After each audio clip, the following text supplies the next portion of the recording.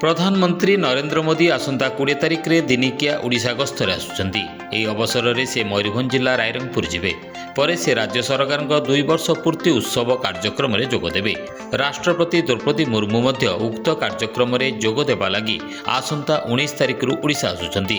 राष्ट्रपति हेबा परे निज गाँ पहाड़पुर आसिबा लागि प्रधानमंत्री को द्रौपदी मुर्मू निमंत्रण करथिले। राष्ट्रपति कथा को मने रखिचंती प्रधानमंत्री। 20 तारिख रे प्रधानमंत्री पहाड़पुर जीवे बोली जଣାपड़ी। सरकारी कार्यसूची अनुଯାयी प्रधानमंत्री पश्चिमबंगर कलेकुंडारू पहाड़पुर आसबे। सेठारू सीधा आदिवासी पूजार्चना स्थली गोसाणी पीठ को जीवे। सेठारू राष्ट्रपति एवं प्रधानमंत्री पहाड़पुर स्थित एसएलएस स्मारकी स्कूल रे छात्र छात्री सहित किछि समय बिताइबे।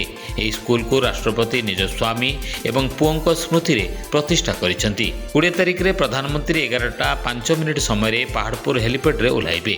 11:15 गोसाणी पीठ रे पहुंची 1 घंटा पहाड़पुर रे रहिबे। 12:55 दांडपो सभास्थल रे से जोग देबे। राज्य सरकार 2 वर्ष पूर्ति अवसर रे आयोजित कार्यक्रम रे शामिल हेबे। दिन 1 ରୁ 2ଟା पर्यंत सेठारे उपस्थित रहिबे। या परे 2:15 रे ओडिशा छाड़िबे बोली विशेष सूत्ररू जणा पड़िछि। एही भली प्रधानमंत्री मोट 3 घंटा ओडिशा रे रहिबे। Bureau report free2speak.in।